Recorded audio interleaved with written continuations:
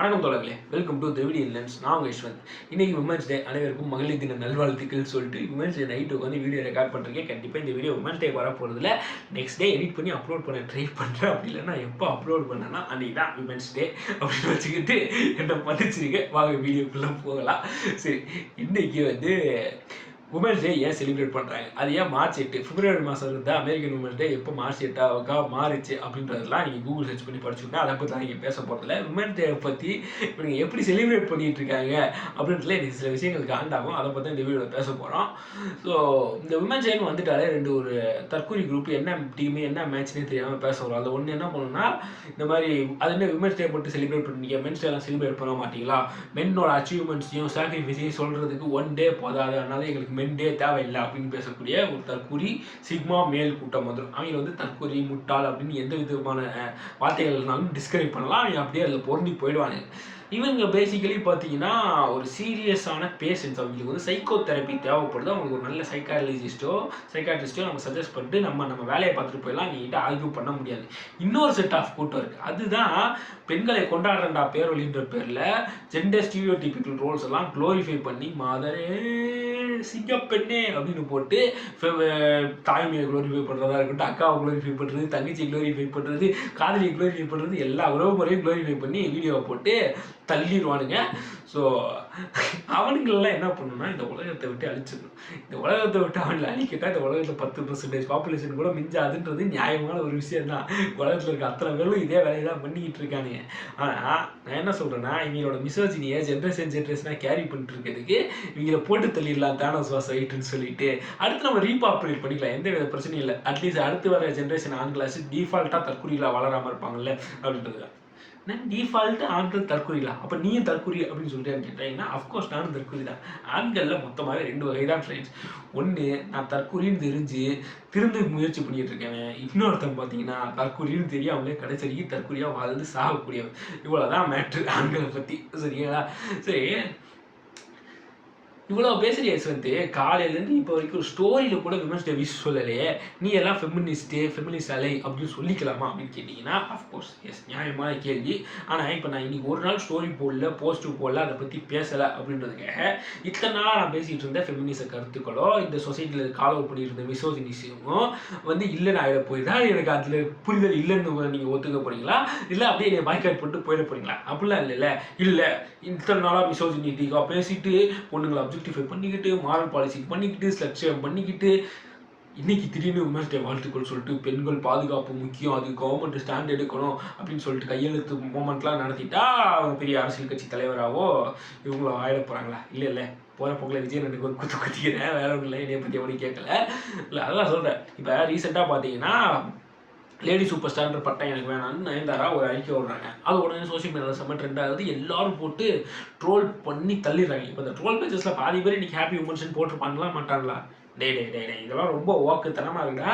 அவங்க பண்ணுற விஷயங்கள், அவங்க பண்ண எலிட்டு கல்யாணம், அந்த கல்யாணத்துக்கு அப்புறம் அவங்க பண்ண தனுஷ்க்கு மேலே கொடுத்த ஸ்டேட்மெண்ட்டு, கிரிஞ்சு ரீல்ஸு, இதெல்லாம் பார்த்தா அவங்க சூப்பர் ஸ்டார் லேடி சூப்பர் ஸ்டார்னு சொல்ல தோணுமா? அவங்களாம் ஒத்துக்க முடியாது. அவங்க புருஷன் தான் அவங்க லேடி சூப்பர் ஸ்டார்னு சொல்லிக்கணும் அப்படின்ற ஆளாக நீங்கள் இருந்தீங்கன்னா, உங்கள் சூத்துலேயோ இல்லை முட்டிலையோ வச்சுருக்க மூளையை எடுத்து மண்டபத்தில் வச்சுக்கிட்டு இப்போ நான் சொல்கிறது கேளுங்க. என்ன மேட்டர்னா, லேடி சூப்பர் ஸ்டார்னு அவங்களுக்கு கிடச்சிருக்க பட்டம், அவங்க சின்ன வயசுலேருந்து படம் நடித்து ஒரு லோயர் லெவல்லேருந்து இன்றைக்கி டெவலப் ஆகி நம்பர் 1 ஹீரோயின் ஆகி அவங்களுக்குன்னு தனி மார்க்கெட்டை க்ரியேட் பண்ணி இண்டிபெண்ட் லீடு விமன் ரோல் நடிக்கிற அளவுக்கு அவங்களுக்கான திறமையை வளர்த்துருக்காங்க. அப்போ அதுக்காக கொடுக்கப்பட்ட பட்டம் தான் அந்த லேடி சூப்பர் ஸ்டார். அண்ட் இந்த லேடின்ற ப்ரிஃபிக்ஸில் எனக்கு பிரச்சனை இருக்காது. ஏன்னா சூப்பர் ஸ்டார் ஆண்களுக்கு மட்டும் தானம் விட்டு விட்ட மாதிரியும் பெண்களுக்குன்னா அந்த ப்ரிஃபிக்ஸை நாங்கள் ஆட் பண்ணிட்டே வருவோம் அப்படின்றது அதில் எனக்கு பிரச்சனை இருக்குது. அதுக்காக அவங்க சொசைட்டியில் பண்ண விஷயங்களும் அவங்க சோசியலியே அவங்க பண்ணுற பிஹேவியரையும் கம்பேர் பண்ணி அவங்களோட கெரியரில் அவங்களுக்கு கிடைச்ச ஒரு பேரை நீங்கள் ட்ரோல் பண்ணுறது நியாயமற்ற ஒரு செயல். அது ஆணாதிக்க தன்மையோடு இருக்கின்ற. ஏன் அப்படி சொல்கிறேன்னா, இங்கே இத்தனை வருஷமான அரசியல் கட்சி ஆரம்பிக்கிறேன் மக்கள் முன்னாடி விளம்பரம் பண்ணிட்டு செஞ்சுட்டு கடைசி நேரத்தில் என்னால் முடியலை, எனக்கு உடம்பு சரியில்லை, வயசாகிடுச்சின்னு விட்டு போயிட்டு பிஜேபியோட கை கோர்த்துக்கிட்டு அம்பானியோட கல்யாணத்தில் க்ளவுனாக இருந்த ரஜினி இன்னும் சூப்பர் ஸ்டாராக இருக்கிறாரு. அரசியல் கட்சி நேற்று ஆரம்பிச்சு நாளைக்கு சிஎம் ஆயிடலான்ற கனவுல அரசியல் கிளவுனாக நம்ம விஜய் தளபதியாக தொடர்றாரு. ஏன் இவரை மட்டும் விட்டு வைக்கணும்னு இவரையும் சேர்த்து அடிச்சிடுறேன். அதாவது நம்ம அண்ணன் உதயநிதி வந்து அப்பா கட்சியில் பெரிய ஆளு அப்படின்ற ஒரே காரணத்துக்காக அரசியல் வாரிசாக எம்எல்ஏவாகி மினிஸ்டர் ஆகி இன்னைக்கு சேப்பாக்கத்தின் சேகுவேராவாக இருக்கிறார். அதனால அதுக்கு ஆண்டாய் அவரை அடிக்கிறேன். அவரெல்லாம் சொல்றது சேகுவேரால. ஓகே, அவுட் ஆஃப் டாபிக், அது வேற பாலிட்டிக்கல் வேற இதை பேசலாம்.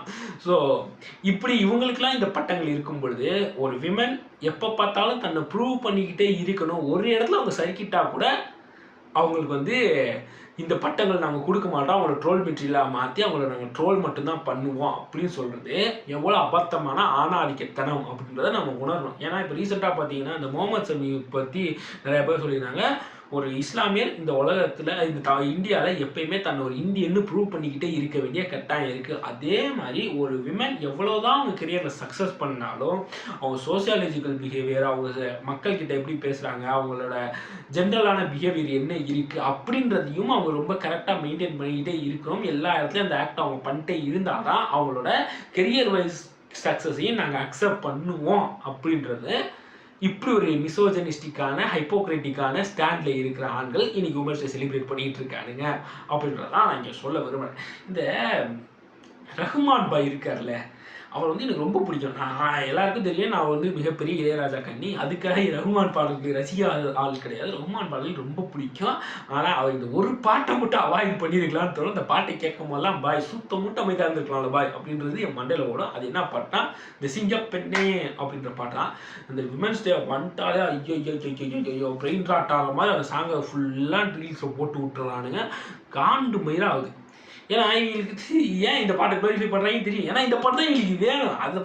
அந்த பாட்டில் தானே விமன் சாய்ஸை பற்றி பேசலை, விமன் இண்டிபெண்டன்ஸை பற்றி பேசலை. அதுக்கு பதிலாக மாதரே சிங்கப்பெண்ணே அப்படின்னு குளோரிஃபை ஆரம்பிச்சு தாய்மையை குளோரிஃபை பண்ணுற மாதிரி பிரசவத்தின் வலியை தாங்க பிறந்தாய் அக்னிச்சிறகே அப்படின்னு போட்டு அப்படியே அம்மாடா அம்மாடா அம்மாடா அப்படின்னு போயிடுறானுங்க.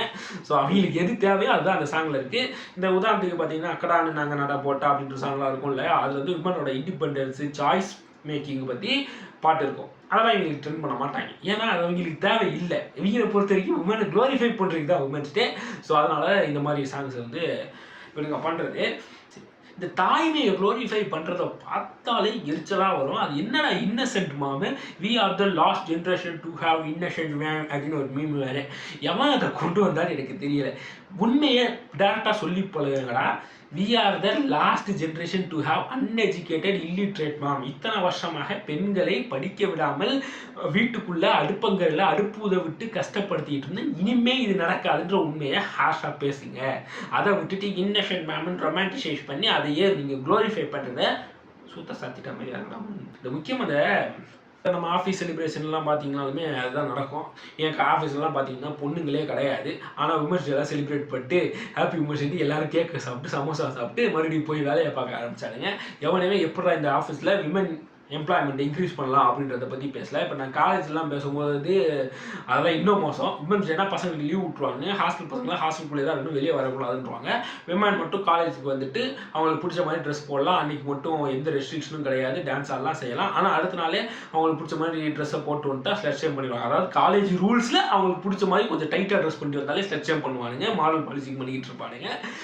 அதில் எனக்கு என்ன ஒரு பிரச்சனைனா அவங்க அப்படி தான் பண்ணுவானுங்க. அதை தாண்டி இந்த விமன்ஸ் டேன்னு வரும்போது ஒன்லி ஃபார் விமன்ற மாதிரி அதை செலிப்ரேட் பண்ணுறதே எனக்கு பிரச்சனை. ஏன்னா விமன்ஸ் டேவோட பர்பஸே விமன் இன்க்ளூஷனை இன்க்ரீஸ் பண்ணுறதுக்காக செலிப்ரேட் பண்ண ரிமெம்பரன்ஸ் டே தான் அப்படின்னு நான் சொல்லுவேன். ஸோ அன்னைக்கு வந்து விமனை தனியாக கூப்பிட்டு அவங்களுக்கு தனியாக செலிப்ரேட் பண்ணிட்டு எப்பா விமன்ஸ் நாங்கள் செலிப்ரேட் பண்ணிட்டோம்பா அப்படின்றதுக்கு அது விமன்ஸ் டே கிடையாது. We have to celebrate women's day more இன்க்ளூசிவே. அவங்கள எல்லா இடத்துலையும் அவங்களுக்கான உரிமைகளை பேசி அவங்களுக்கான தேவைகளை பேசி அவங்களோட இன்க்ளூசிவிட்டியை இன்க்ரீஸ் பண்ணுறதுக்கான வழிகளை நம்ம உருவாக்குறதுக்கான ஒரு நாளாகத்தான் அதை பயன்படுத்த வேண்டும். அதை விட்டு போட்டு அவங்கள தனியாக செலிப்ரேட் பண்ணி க்ளோரிஃபை பண்ணி அவங்கள திருப்பி கிச்சனுக்குள்ளே அனுப்புறது வந்து எனக்கு உடன்பாடு கிடையாது அப்படின்னு சொல்லிட்டு let's celebrate Women's Day more inclusive way. நன்றி, வணக்கம்.